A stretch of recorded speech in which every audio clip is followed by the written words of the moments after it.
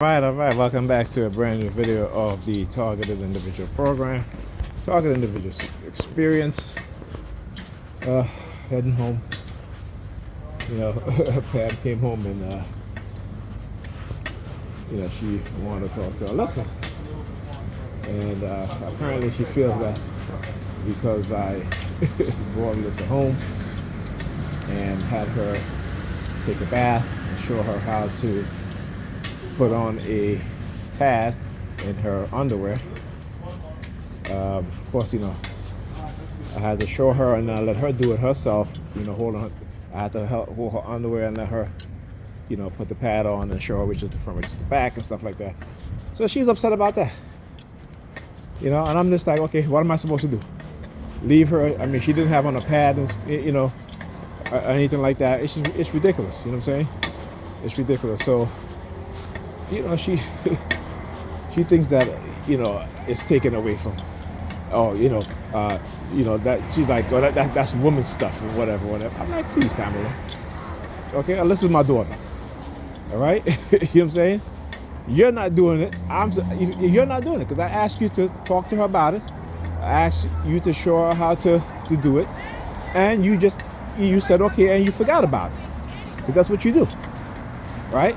So now, when I call her to be like, hey, Alyssa, and she had her period since last Thursday, and she didn't say anything to her mother. She didn't say anything to me either. I just so happened to look, and I said to her, why you didn't say anything? And she didn't want to say anything. So that's a problem. So I had to sit her down and let her know that, listen, don't ever feel that you can't talk to me about this stuff, okay? And then you should tell your mother. I said to her, you should tell your mother, okay? It's not something that you should be ashamed of. It's not something that you will get in trouble for.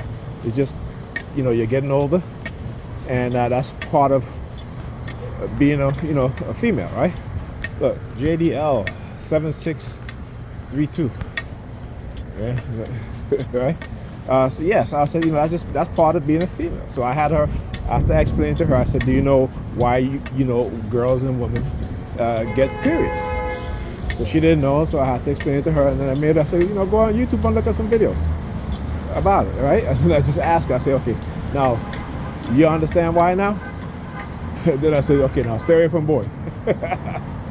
Look, in the Predators Dept parked up across the street over there. Look at them over there parked up across the street. Look at them. Look at them over there parked up across the street. Car number 4082. Right? So yeah. So like I said, so she was upset. And then as I was talking, Ethan came and he was like, and she was like, oh, Ethan need to hear this. I said, why not? I said, when he gets older and he has a wife or a girlfriend, why he shouldn't know about these things? Okay?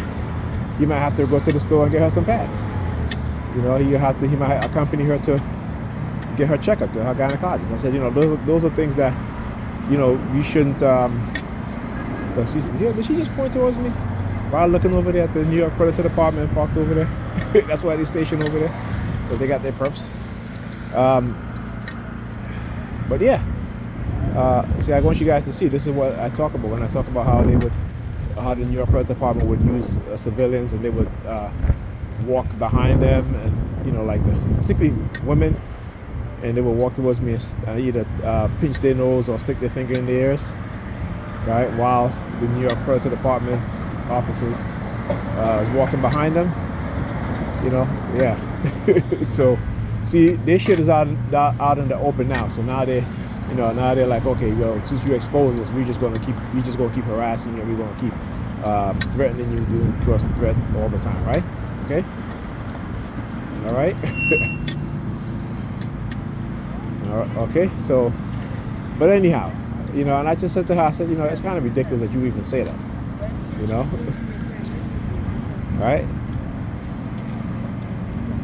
Because when we first started dating, I was the one that made sure that both you and I go and get checkups every year, and we get STD tests. Because it's a good thing I did that too, because you know what I'm saying. So because I know I wasn't sleeping with nobody else. So you know what I'm saying.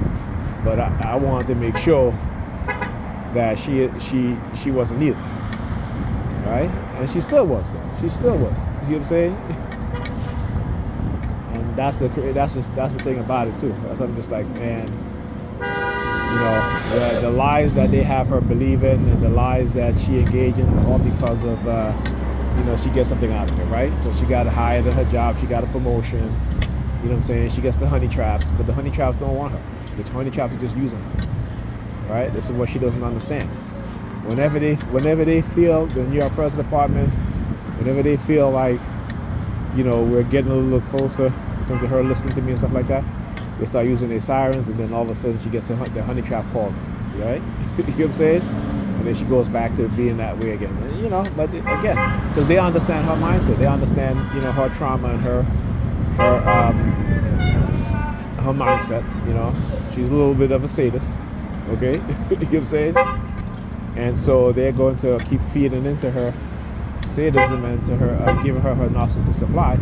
And we know this about society, particularly with women, is that all they want is narcissistic supply. You can't tell them anything that will wake them up to the reality.